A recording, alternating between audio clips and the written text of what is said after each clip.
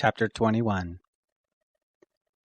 The Canaanite, the king of Arad, who lived in the south, heard tell that Israel came by the way of Atharim, and he fought against Israel, and took some of them captive. Israel vowed a vow to the Lord, and said, If you will indeed deliver this people into my hand, then I will utterly destroy their cities. The Lord listened to the voice of Israel, and delivered up the Canaanites, and they utterly destroyed them and their cities, and the name of the place was called Hormah.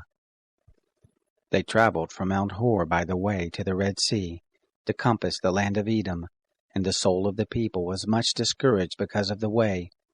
The people spoke against God and against Moses. Why have you brought us up out of Egypt to die in the wilderness? For there is no bread and there is no water, and our soul loathes this light bread. The Lord sent fiery serpents among the people, and they bit the people, and many of the people of Israel died. The people came to Moses and said, We have sinned because we have spoken against the Lord and against you.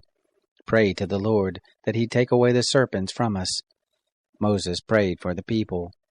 The Lord said to Moses, Make a fiery serpent, and set it on a pole, and it shall happen that everyone who is bitten when he sees it shall live.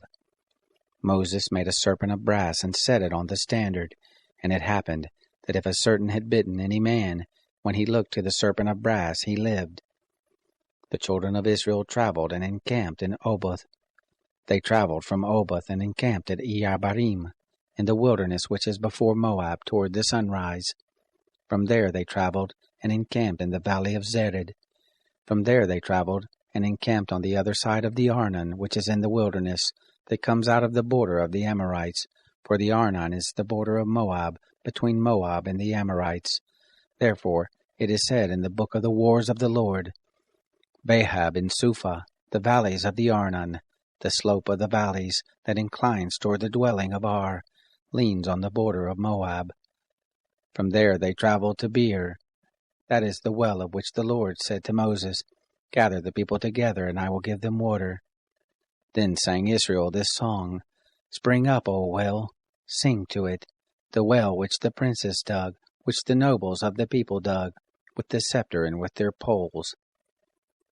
From the wilderness they traveled to Mattanah, and from Mattanah to Nahaliel, and from Nahaliel to Barmoth, and from Barmoth to the valley that is in the field of Moab, to the top of Pisgah, which looks down on the desert.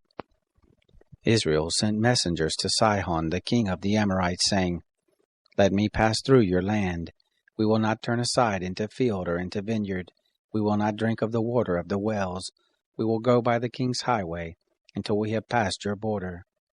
Sihon would not allow Israel to pass through his border, but Sihon gathered all his people together and went out against Israel into the wilderness, and came to Jahaz, and he fought against Israel. Israel struck him with the edge of the sword, and possessed his land from the Arnon to the Jabbok, even to the children of Ammon, for the border of the children of Ammon was strong. Israel took all these cities, and Israel lived in all the cities of the Amorites, in Heshbon, and all the towns of it. For Heshbon was the city of Sihon the king of the Amorites, who had fought against the former king of Moab, and taken all his land out of his hand, even to the Arnon. Therefore those who speak in Proverbs say, Come you to Heshbon, let the city of Sihon be built and established. For a fire is gone out of Heshbon, a flame from the city of Sihon. It has devoured Ar of Moab, the lords of the high places of the Arnon. Woe to you, Moab! You are undone, people of Chemosh. He has given his sons as fugitives, his daughters into captivity. To Sihon, king of the Amorites, we have shot at them. Heshbon is perished even to Dibon. We have laid waste even to Nophah, which reaches to Medeba. Thus Israel lived in the land of the Amorites. Moses sent to spy out Jazer, and they took the towns of it, and drove out the Amorites who were there. They turned and went up by the way of Bashan, and Og the king of Bashan went out against them, he and all his people, to battle at Edrei. The Lord said to Moses, Don't fear him, for I have delivered him into your hand and all his people and his land, and you shall do to him as you did to Sihon, king of the Amorites, who lived at Heshbon. So they struck him and his sons and all his people, until there was none left him remaining, and they possessed his land.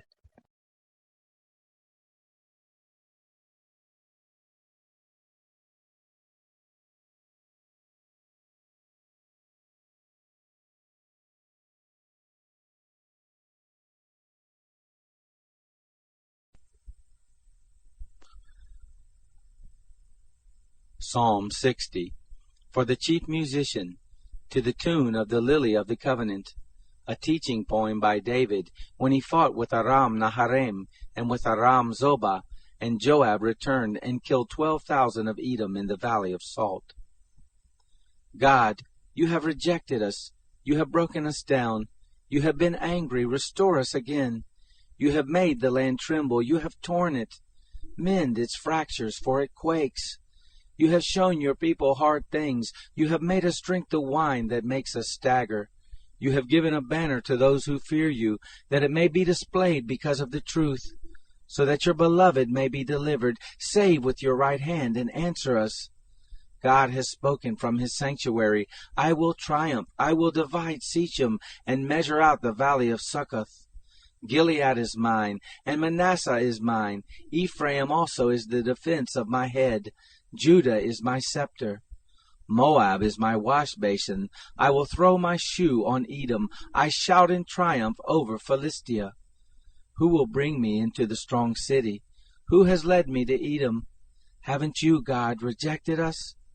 You don't go out with our armies, God. Give us help against the adversary, for the help of man is vain. Through God we shall do valiantly, for it is he who will tread down our adversaries.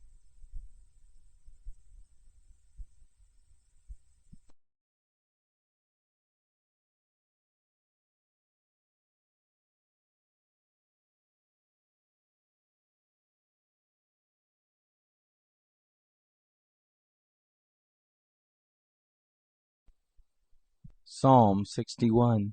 For the chief musician, for a stringed instrument by David. Hear my cry, God, listen to my prayer. From the end of the earth I will call to you when my heart is overwhelmed. Lead me to the rock that is higher than I. For you have been a refuge for me, a strong tower from the enemy. I will dwell in your tent forever. I will take refuge in the shelter of your wings. For you, God, have heard my vows. You have given me the heritage of those who fear your name. You will prolong the king's life. His years shall be for generations. He shall be enthroned in God's presence forever. Appoint your loving kindness and truth, that they may preserve him. So I will sing praise to your name forever, that I may fulfill my vows daily.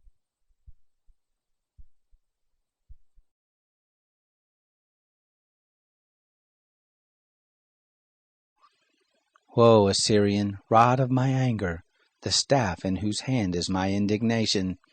I will send him against a profane nation, and against the people of my wrath will I give him a charge, to take the spoil, and to take the prey, and to tread them down like the mire of the streets. However, he doesn't mean so, neither does his heart think so. But it is in his heart to destroy, and to cut off not a few nations. For he says, Aren't my princes all of them kings? Isn't Calno as Carchemish? Isn't Hamath as Arpad? Isn't Samaria as Damascus? As my hand has found the kingdoms of the idols, whose engraved images did excel them of Jerusalem and of Samaria, shall I not, as I have done to Samaria and her idols, so do to Jerusalem and her idols? Therefore it shall happen, that when the Lord has performed his whole work on Mount Zion and on Jerusalem, I will punish the fruit of the stout heart of the king of Assyria, and the glory of his high looks. For he has said, By the strength of my hand I have done it, and by my wisdom, for I have understanding, and I have removed the bounds of the peoples, and have robbed their treasuries, and like a valiant man I have brought down those who sit on thrones. And my hand has found as a nest the riches of the peoples, and as one gathers eggs that are forsaken, I have gathered all the earth, and there was none that moved the wing, or that opened the mouth, or chirped. Shall the axe boast itself against him who hews with it? Shall the saw magnify itself against him who holds it? as if a rod should wield those who lift it up, or as if a staff should lift up him who is not wood. Therefore the Lord of hosts, will send among his fat ones leanness, and under his glory there shall be kindled a burning like the burning of fire. The light of Israel will be for a fire, and his Holy One for a flame, and it will burn and devour his thorns and his briars in one day. He will consume the glory of his forest and of his fruitful field, both soul and body, and it shall be as when a standard-bearer faints. The remnant of the trees of his forest shall be few, so that a child may write them. It shall come to pass in that day, that the remnant of Israel, and those who are escaped of the house of Jacob, shall no more lean on him who struck them, but shall lean on the Lord, the Holy One of Israel, in truth. A remnant shall return, even the remnant of Jacob, to the mighty God. For though your people Israel be as the sand of the sea, only a remnant of them shall return. A destruction is determined, overflowing with righteousness. For a full end, and that determined, will the Lord of hosts, make in the midst of all the earth. Therefore thus says the Lord of hosts, my people who dwell in Zion, don't be afraid of the Assyrian, though he strike you with the rod, and lift up his staff against you after the manner of Egypt. For yet a very little while, and the indignation against you shall be accomplished, and my anger shall be directed to his destruction. The Lord of hosts will stir up against him a scourge, as in the slaughter of Midian at the rock of Oreb, and his rod will be over the sea, and he will lift it up after the manner of Egypt. It shall happen in that day, that his burden shall depart from off your shoulder, and his yoke from off your neck, and the yoke shall be destroyed by reason of fatness. He has come to Aiath, he has passed through Migron. At Michmash he lays up his baggage. They are gone over the pass. They have taken up their lodging at Geba. Ramah trembles, Gibeah of Saul is fled. Cry aloud with your voice, daughter of Galim. Listen, Laisha, you poor Anathoth. Madmenah is a fugitive. The inhabitants of Gibeon flee for safety. This very day shall he halt at Nob. He shakes his hand at the mountain of the daughter of Zion, the hill of Jerusalem. Behold, the Lord of hosts will lop the bows with terror, and the high of stature shall be hewn down, and the lofty shall be brought low. He will cut down the thickets of the forest with iron, and Lebanon shall fall by a mighty one.